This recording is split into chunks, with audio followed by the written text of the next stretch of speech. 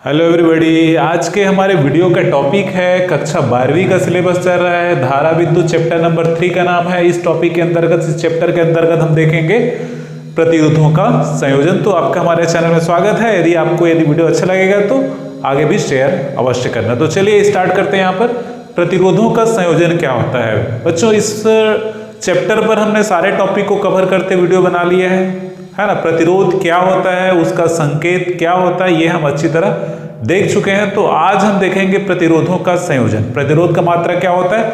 ओम, है ना। प्रतिरोध का मात्रक ओम होता है। तो इसको संयोजन की आवश्यकता क्यों होती होगी, है ना। प्रतिरोध एक छोटा सा, है ना, हमने बताया था एक छोटा सा बेलनाकार, जैसे ये ऐसा इस प्रकार का एक छोटा सा डिवाइस होता है। इसका दो सिरे होते हैं, इधर भी एक तार होता है, इधर भी एक तार होता है। इसका उपयोग, है ना, इसका उपयोग किसी परिपथ में धारा को नियंत्रित करने के लिए लगाया जाता है ना। प्रतिरोध का इस्तेमाल किसी विद्युत परिपथ में धारा को नियंत्रित करने के लिए लगाया जाता है। तो प्रतिरोध का संयोजन करने की आवश्यकता क्यों पड़ती होगी? तो इसका जवाब है कि जैसे हमारे पास मान लो 50 रेजिस्टेंस है, 50 प्रतिरोध है। सब कितने ओम वाले हैं? सब मान लो 10 ओम वाले हैं। हमें किसी परिपथ में एक 100 ओम का प्रतिरोध चाहिए, है ना। हमारे पास जो है अवेलेबल 50 रेजिस्टेंस, वो 10 ओम वाले हैं। हमें किसी परिपथ में लगाने के लिए कितना ओम का प्रतिरोध चाहिए? 100 ओम का। पर ये हमारे पास अवेलेबल नहीं है। तो क्या करेंगे, ये जो 10 ओम वाले 50 में से कुछ को लेंगे और कुछ प्रतिरोध को लेकर उनका एक ऐसा कॉम्बिनेशन बनाएंगे कि उनका जो कुल प्रतिरोध या तुल्य प्रतिरोध या परिणामी प्रतिरोध जिसको कहते हैं वो कितना हो जाए? 100 ओम हो जाए। या कभी कभी हमको कम की आवश्यकता होती है। हमारे पास 10 ओम वाले 50 है, पर परिपथ हमको लगाना है 1 ओम का, है ना। हमें किसी परिपथ में चाहिए वो 1 ओम का प्रतिरोध चाहिए। हमारे पास 10 ओम वाले बहुत सारे हैं, हमको परिपथ में 1 ओम का प्रतिरोध चाहिए। तो उस केस में भी क्या करेंगे, जो 50 हमारे पास है उनमें से कुछ को लेकर उनका ऐसा कॉम्बिनेशन करेंगे कि उनका जो तुल्य प्रतिरोध है वो कितना हो जाए? 1 ओम के बराबर हो जाए। तो इस कारण से प्रतिरोधों को अपनी आवश्यकता अनुसार संयोजन की आवश्यकता पड़ती है, ताकि जो हमारे पास अवेलेबल है उन्हीं में से हम काम चला लें। तो इसके दो तरीके हैं, प्रतिरोधों को आपस में जोड़ने के दो तरीके मुख्य हैं, श्रेणी क्रम और समांतर क्रम, और तीसरा यहाँ पर मिश्रित क्रम। ये दोनों क्रम आपको समझना है और ये तो ऑटोमेटिक आप समझ जाएंगे जब इन दोनों क्रम को आप समझ जाएंगे। इसके पहले के चैप्टर, है ना, इसके पहले के चैप्टर में आपने सीखा था संधारित्रों का संयोजन। संधारित्र जिसकी धारिता को C से दर्शाते हैं, वहां पर भी श्रेणी क्रम और समांतर क्रम हमने देखा था। तो सबसे पहले हम देखेंगे कौन सा? श्रेणी क्रम संयोजन। इन दोनों को मैं क्लीन कर देता हूं। समांतर क्रम को बाद में देखेंगे, पहले श्रेणी क्रम। तो मान लो हम तीन प्रतिरोध लेकर चलते हैं, जिनका मान R1, R2 और R3 है। ये 3 प्रतिरोध हैं। प्रतिरोध का संकेत ये ऐसे, मान लो ये हुआ R1, इसका पहला सिरा, ये दूसरा सिरा, दूसरे के पहले सिरे को, ठीक है, इस प्रकार जोड़ देते हैं। ये R2 हो गया।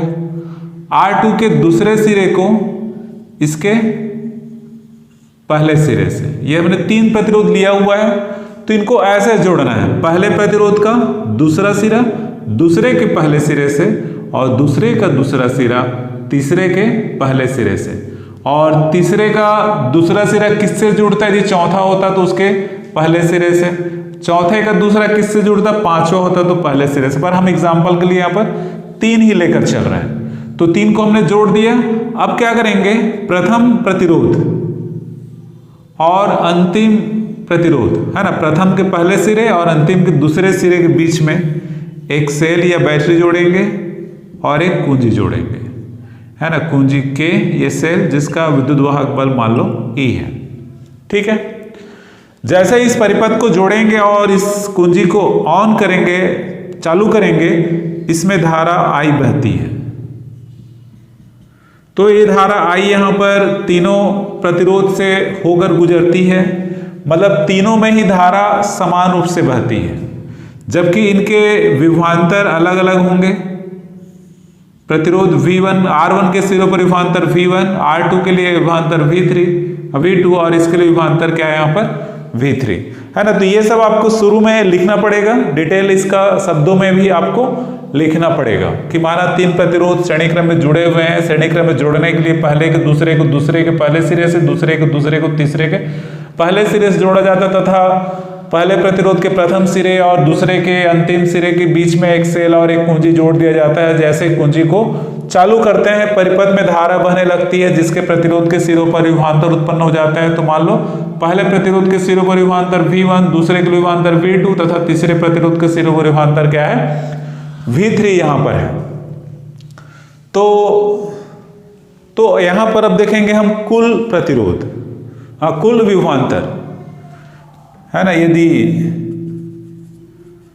कुल विभवांतर V हो, मतलब यहां से यहां तक टोटल, तो V बराबर क्या हो जाएगा V1 plus V2 plus V3, ये आपका समीकरण नंबर 1।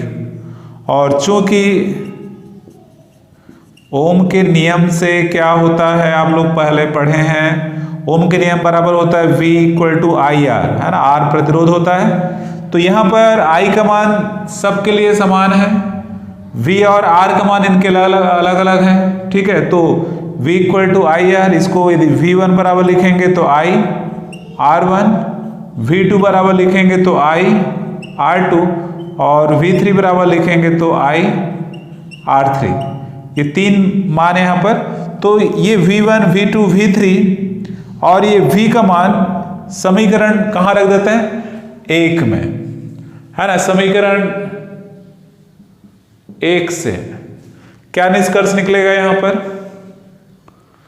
V के बदले IR, इधर हो जाएगा IR1 IR2 प्लस हो जाएगा IR3। बहुत सिंपल है। अब इसको सिंपल गणितीय तरीके से इन सब में क्या कॉमन है, I कॉमन है, निकाल दो बाहर, ये हो जाएगा R1 प्लस R2 प्लस हो गया R3। बहुत सिंपल। ये I दोनों साइड से कट जाएगा, क्या बचता है यहाँ पर R equal to R1 plus R2 plus ये हो जाएगा R3। तो ये रिजल्ट हमारे पास आता है, ठीक है। इसको चाहो तो आप RS लिख सकते हो, S किसके लिए, सीरीज के लिए, ठीक है। तो इसको क्या कहते हैं, तुल्य या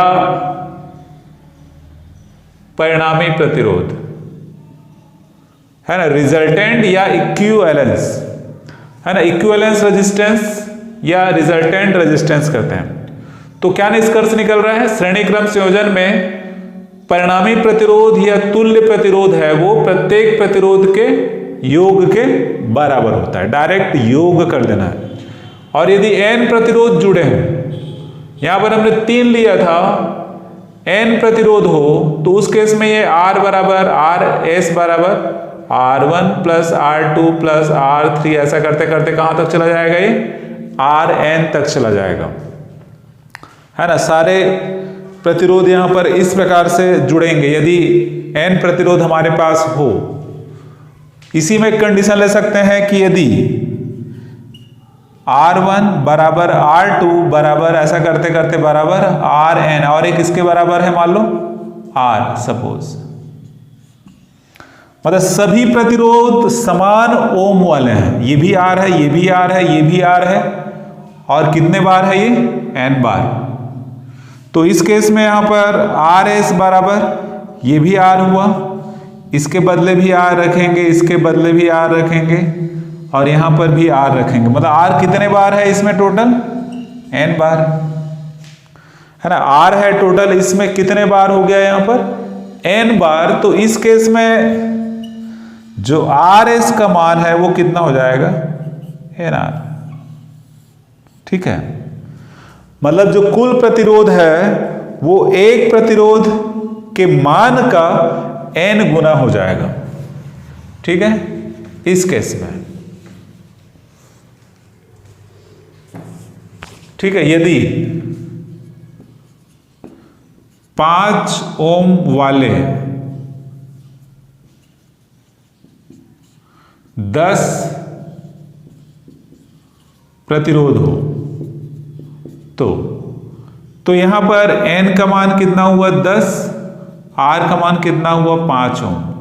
तो इसलिए तुल्य प्रतिरोध निकालेंगे तो कितना होगा इस केस में, N का मान हुआ 10, R का मान कितना हुआ 5, तो हो जाएगा सीधा 50 ओम। ठीक है, तो इस प्रकार से निकाला जा सकता है ना। श्रेणी क्रम ऐसे है ना। और भी जैसे इसका एग्जांपल ले सकते, मान लो ये एक है ना, ये 1 ओम, 2 ओम, 3 ओम, ये इस प्रकार का एक परिपथ है। और यहां पर एक 6 वोल्ट है ना, यहां पर एक 6 वोल्ट की एक सेल लगी हुई है। ठीक है, इसमें क्या निकालना है आपको,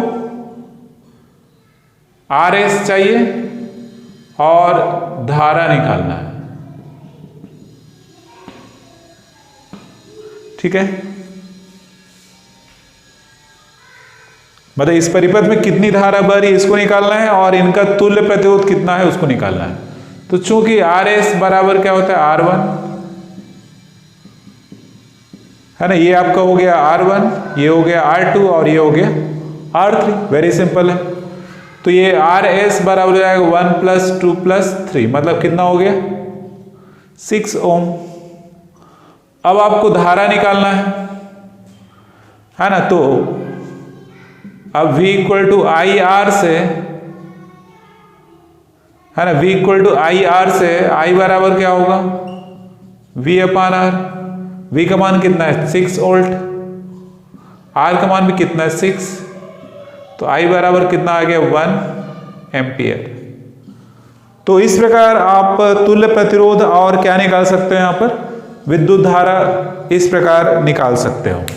क्लियर है यहां तक। अब हम देखेंगे समांतर क्रम संयोजन। यहां पर भी हम 3 प्रतिरोध लेकर चलते हैं, पहला सिरा सबका एक तरफ, दूसरा सिरा सबका दूसरी तरफ, ऐसे एक दूसरे के समांतर रख दिए हैं। अब क्या करते हैं, सबके पहले सिरे को एक पॉइंट A के साथ ऐसे जोड़ दिए, दूसरे सिरे को एक और बिंदु B के साथ जोड़ दीजिए ऐसे। अब क्या करना है, A और B के बीच में एक सेल और एक कुंजी आपको लगाना है।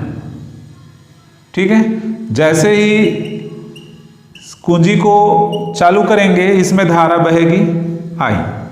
ठीक है, तो धारा I इस पॉइंट A पर पहुंचने के बाद 3 भागों में बढ़ जाते हैं, क्योंकि 3 रास्ते उसके पास है, I1, I2, I3। किस तरफ ज्यादा बहेगा वो डिपेंड करता है प्रतिरोध कैसा है। जिसमें प्रतिरोध कम होगा उधर धारा अधिक बहेगी। ठीक है, और चूंकि सबका पहला सिरा A पर और सबका दूसरा सिरा B पर है, इसलिए सभी के लिए विभवांतर क्या होगा, समान होगा। मतलब V सबके लिए क्या हुआ, समान। इस केस में V समान होगा, इसके पहले जो श्रेणी क्रम वाला केस में क्या समान था, धारा समान था। तो ये बात आपको ध्यान रखना है ना। जैसे मैंने अभी बताया उसको आपको शब्दों में लिखना पड़ेगा, तो एग्जाम में पूछा जाता है। तो यहां पर कुल धारा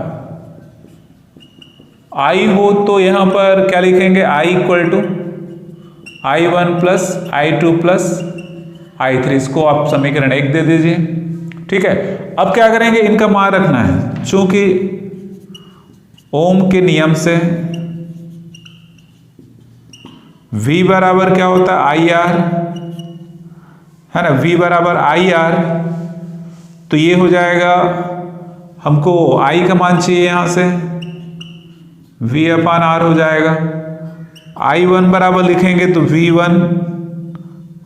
वही रहेगा R1। I2 बराबर लिखेंगे तो V/R2। I3 बराबर लिखेंगे तो V/R3। ठीक है, V सबके लिए समान होगा I1 R1, मतलब इसमें धारा है वो प्रतिरोध के उल्टे अनुपात में होता है। ठीक है,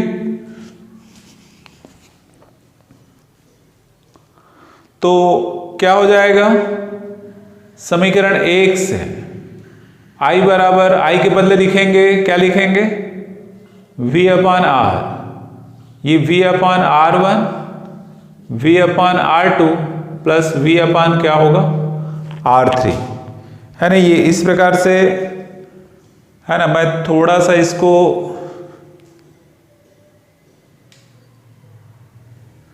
है ना थोड़ा सा नीचे लिखूंगा तो ठीक रहेगा, स्क्रीन से ऊपर चला जा रहा है ये, है ना। समीकरण 1 से क्या हो जाएगा, समीकरण 1 ये है, I के बदले रखेंगे V अपान R, तो ये V अपान R1 I1 के बदले V अपान R2 प्लस V अपान R3, है ना। राइट हैंड साइड से V कॉमन निकल जाएगा सभी से, यहां बचेगा 1 upon R1 plus 1 upon R2 plus 1 upon R3, तो ये V कैंसिल होगा, क्या बचा है यहां पर 1 अपान R, ये हो गया 1 upon R1 1 upon R2 plus 1 upon R3। तो ये फाइनल रिजल्ट, 3 प्रतिरोध यदि समांतर क्रम में हो तो ये तुल्य प्रतिरोध है या परिणामी प्रतिरोध कहा जाता है, ठीक है। इसको RP लिख लेते हैं, 1 upon RP equal to 1 upon R1 plus 1 upon R2 plus 1 upon R3, ठीक है। मतलब क्या निष्कर्ष निकल रहा है, तुल्य प्रतिरोध का व्युत्क्रम, ठीक है। तुल्य प्रतिरोध का व्युत्क्रम प्रत्येक प्रतिरोध के व्युत्क्रम के योग के बराबर, सभी का उल्टा है तो प्रत्येक प्रतिरोध के व्युत्क्रम के योग के बराबर होता है। और इसमें भी और इसको बढ़ा सकते हो, n प्रतिरोध हो तो ये हो जाएगा 1 upon RP equal to 1 upon R1 plus 1 upon R2 plus 1 upon R3, ऐसे करते करते कहां तक चले जाएंगे, n तक, ठीक है। 1 अपान Rn,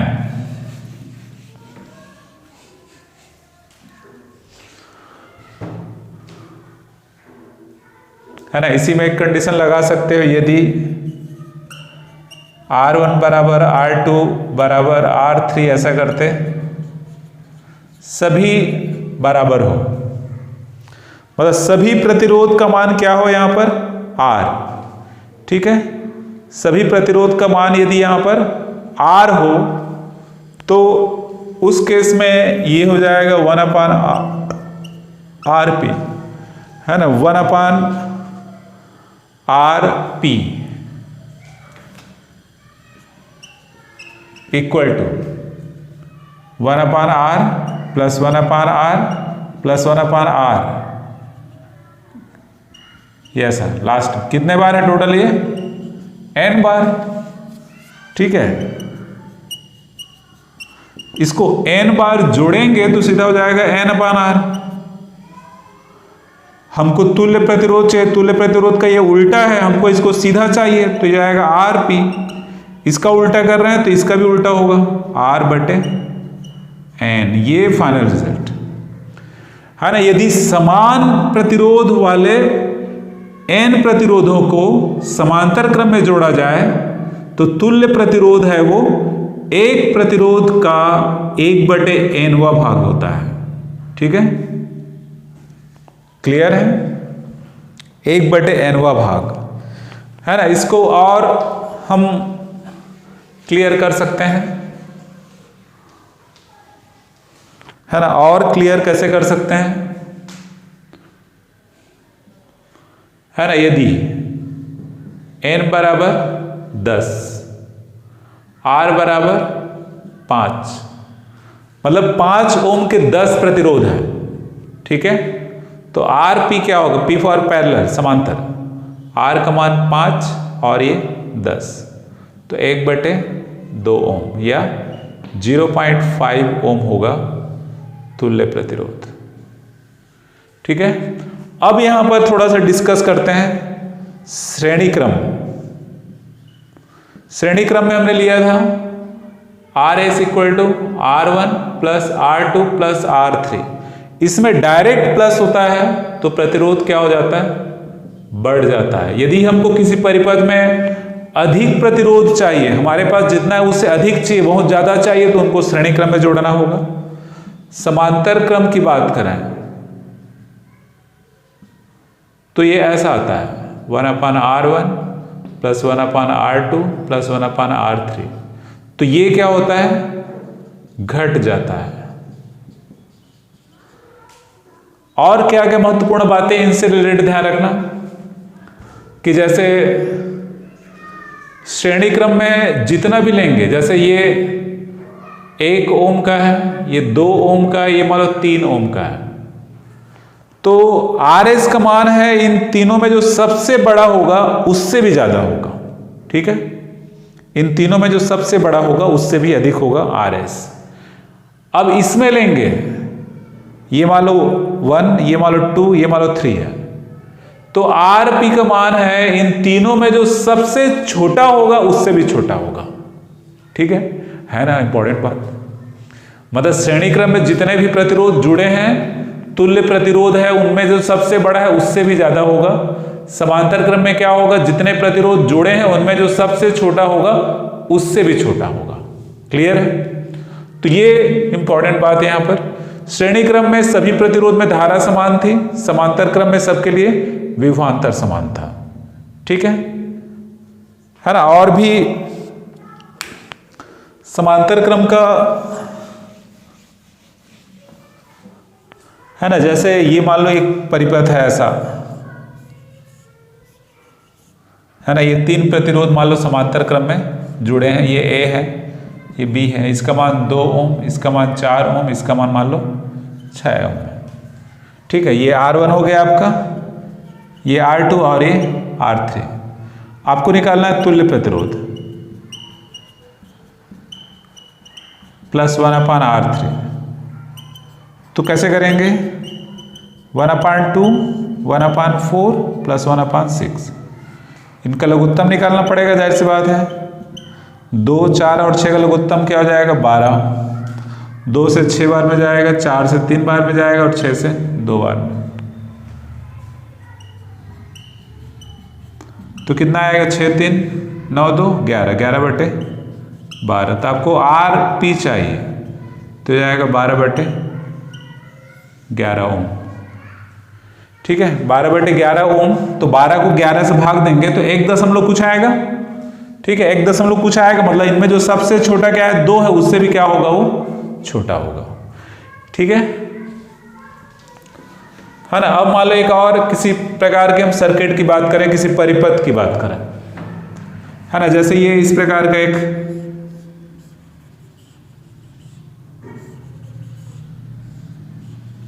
ऐसे, ये A और B है, ये 2 ओम, ये 3 ओम, ये मान लो 4 ओम, ये 1 ओम और ये 2 ओम। ऐसा हमने ये ऐसे लिया हुआ है अपनी इच्छा से। इस प्रकार का परिपथ जुड़ा है तो ये कहलाता है मिश्रित क्रम। ठीक है, मिश्रित क्रम कहलाता है। आपको क्या करना है, ये पहचानना है कि कौन कौन श्रेणी क्रम में है, कौन कौन समांतर क्रम में है ना। श्रेणी क्रम में कौन कौन है और समांतर क्रम में कौन कौन है, ये पहचानना है। श्रेणी क्रम के लिए क्या देखना है, क्या किसी प्रतिरोध का दूसरा सिरा है किसी के पहले सिरे से जुड़ा है। ठीक है, तो ये श्रेणी क्रम हो गया। तो सबसे पहले आपको इसी को सॉल्व करना पड़ेगा। इसमें चाहो तो आप नाम दे सकते हो, ये R1, इसको R2, इसको R3, इसको R4 और ये R5, अपने हिसाब से नाम दे देना। ये दोनों श्रेणी क्रम में है। ठीक है, मतलब आपको ये पूरे को देखना है तो पहले इसको देखना है, फिर इतने को देखना है। ठीक है, ये दोनों श्रेणी क्रम में है तो दोनों मिलकर 1 हो जाएंगे। फिर इस प्रतिरोध का एक सिरा यहां पर है, इसका भी एक सिरा यहां पर है, इसका दूसरा सिरा यहां पर है, इसका दूसरा सिरा यहां पर है। तो ये ऊपर का और नीचे का कौन से क्रम में हो गया, समांतर क्रम में। तो कैसे सॉल्व करना है देखना है ना। R2 व R3 श्रेणी क्रम में है, इसलिए उनका मान लो तुल्य प्रतिरोध क्या है, R' है। R2 और R3 का तुल्य प्रतिरोध मान लो R डैश है, तो R डैश इक्वल टू क्या होगा, R2 प्लस R3। श्रेणी क्रम इससे डायरेक्ट R2 का मान कितना है 3, इसका मान कितना है 4, तो क्या निष्कर्ष निकला यहाँ पर, R डैश बराबर 7 ओम। 3 4 7, ठीक है।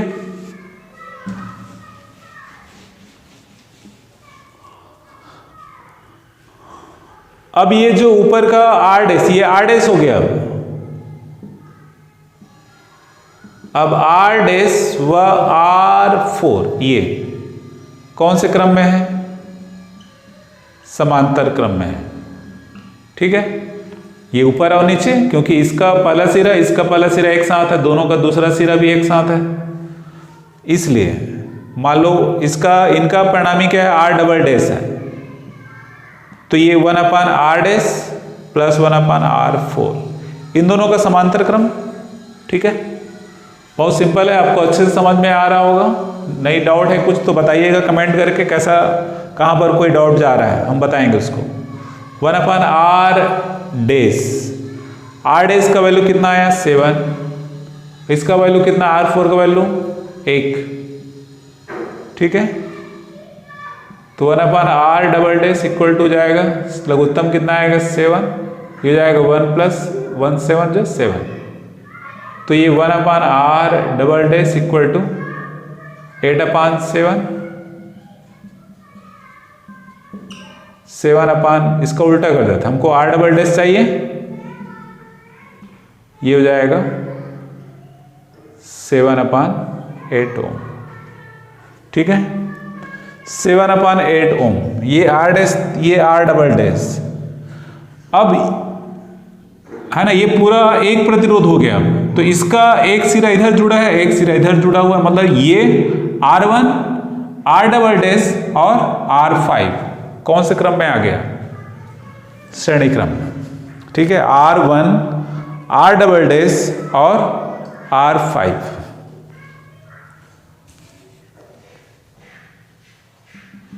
R1 R डबल डैश व R5 श्रेणी क्रम में,